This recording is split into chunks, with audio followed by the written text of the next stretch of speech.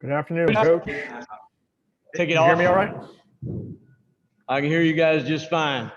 Told me to Okay, take Coach. my mask off. I better not get to COVID. I've avoided it so far. So I've been tested. I don't know about these other guys. now I've been tested every single day. I have nothing left in the interior of my nose. If you'd like to make a brief opening statement, you can, or we could just go straight to questions. Which would you Now we can prefer? go. I don't know. I wouldn't know what I'd say. All right, fair enough. We're going to start off with Austin Ward from Letterman Row. Kerry, Hi, Austin. hey, Merry Christmas, Happy Holidays. Appreciate that. Thank you. It seemed like a little bit of a scramble at safety before the Big Ten title game. We saw, that Marcus was a game time decision. We didn't know about Ronnie until a little before kickoff. How much did that scramble the plans for you guys at safety? And I know there's a limit to what you'll say ahead of Friday, but how much closer to full strength do you think you guys will be there?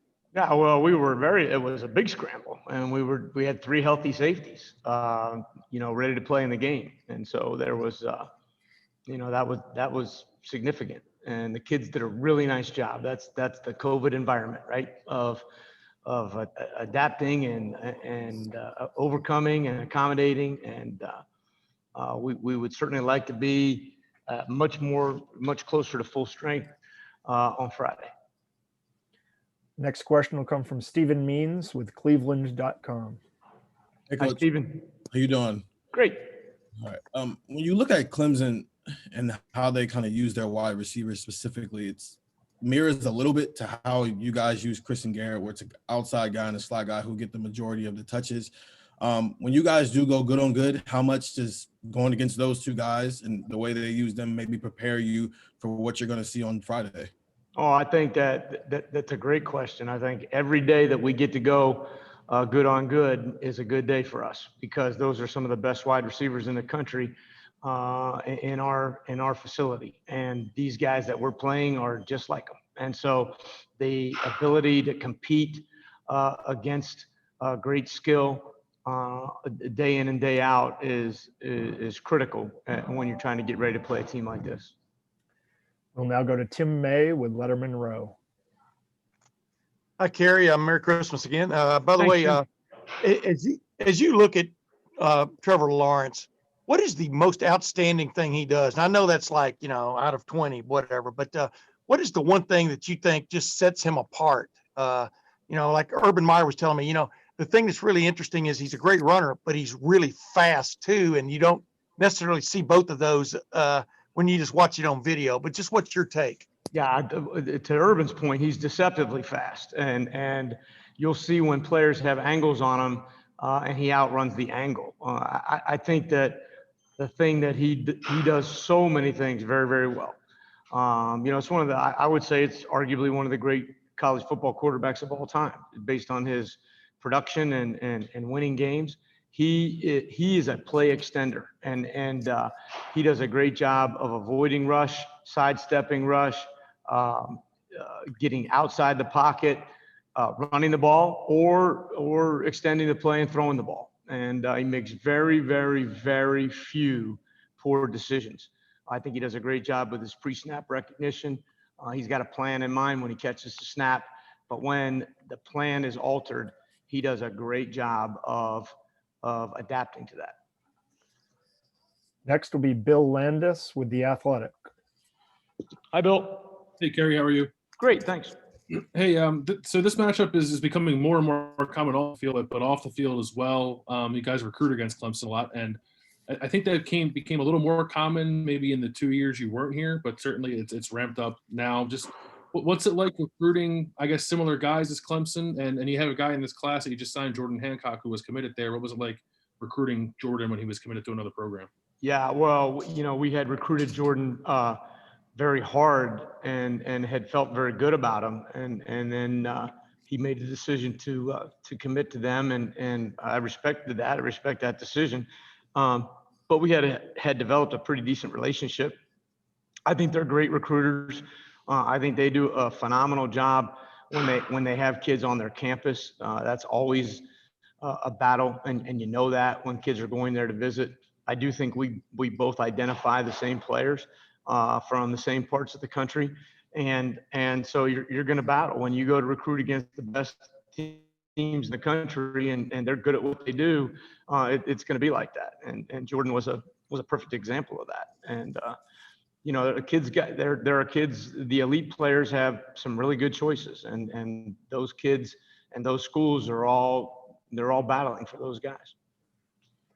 Next up is Bill Rabinowitz from Columbus Dispatch. Hi, Kerry. How are you? Hi, Bill.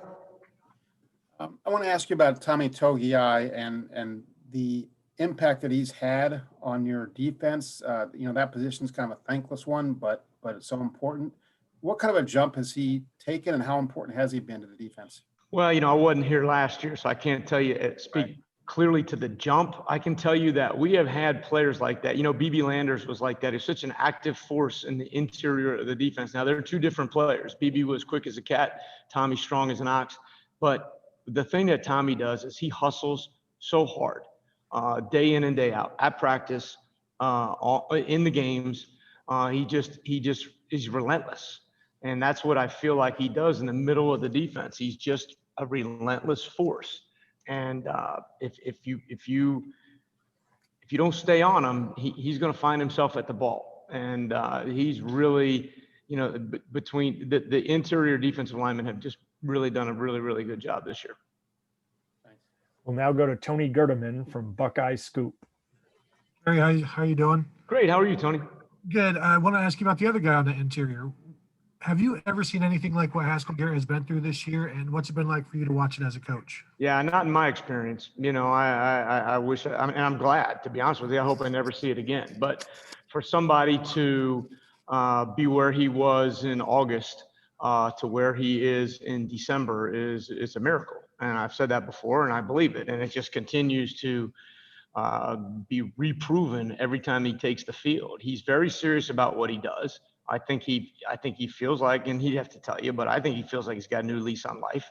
I can tell you that my interactions with him became more positive, more upbeat, happier, more hugging, more of all those kind of things. And so for whatever it is that caused that or sparked that in him, I mean, he is playing really, really well, really hard, and he was a good technician.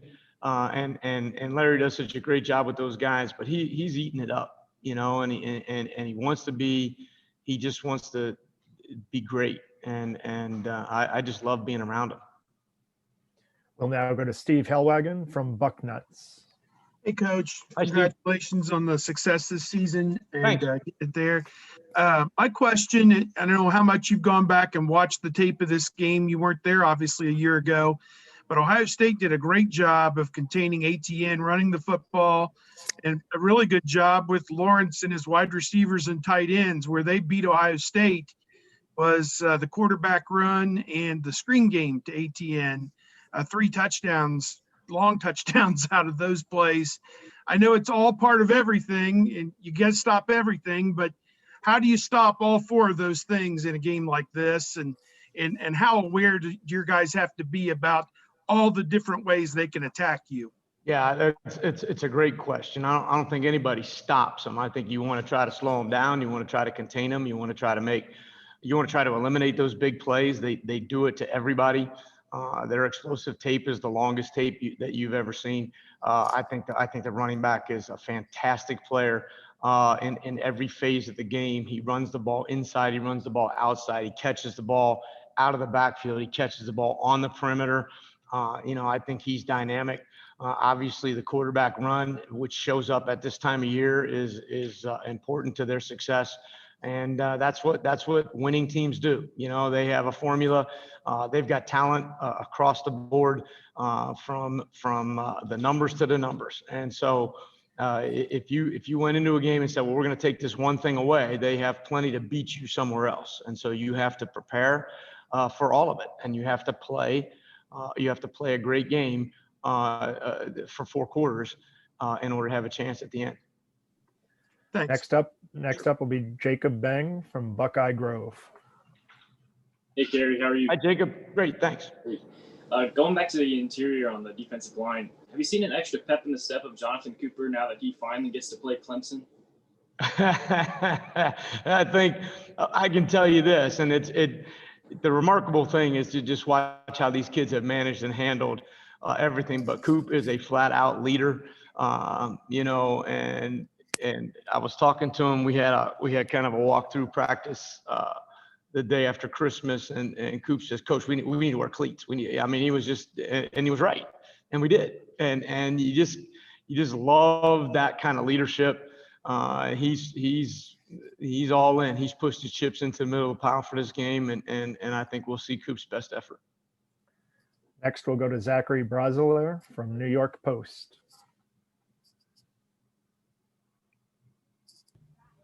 Coach, what with Sean? We all know Sean could only play a half last year. I know you weren't, there last year, but could you just sense how motivated he is for this game? Well, I mean, in many ways, I think the way that game finished, or a big part of the reason that Sean came back, and Sean's passionate about winning, and he felt, I'm not going to say he felt responsible, but he felt, shortchanged or whatever. I don't know what the right word is, Zachary, to be honest with you, but and he's been motivated all year, and he's a great leader. But he's, this game obviously means a lot to him. He's prepared extremely well. He wants to go out and have a good performance. He wants to help his team win, and that's the main thing. But there's no question that coming off the field at halftime or before the halftime last year was very, very hard for him. Next, we'll go to Nathan Baird with Cleveland.com.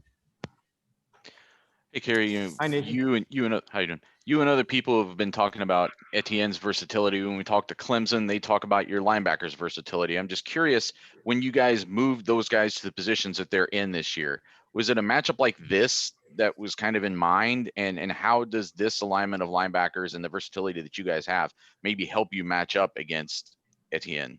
Well, I think when you're going to play teams like this, and it's a great question, I think when you're going to play teams like this, you got to have speed on the field, and you got to figure out a way to get fast guys out there playing in the right areas. And for us, moving Pete, getting Barron on the field in a different capacity, having a kid like Justin Hilliard who can play all the spots, and then that anchor in the middle, Tough Borland. I mean, I just think that versatility gives us. It certainly gave us a great chance when guys were out because of COVID, but it gives us flexibility. And I agree with you that when you're going to play teams like this, you're going to need those kind of flexible players that can move around and do different things during the course of the game to help you try to win. And one last question, Coach. Brendan Gulick from Buckeyes Now. Hey, Kerry. Hi, Brendan. Hey, Haskell made a comment to us that he has spent a lot of time this year on trying to learn more than just his job. He wants to know the coverages. He wants to know where certain guys are. He said it's helped him play more freely.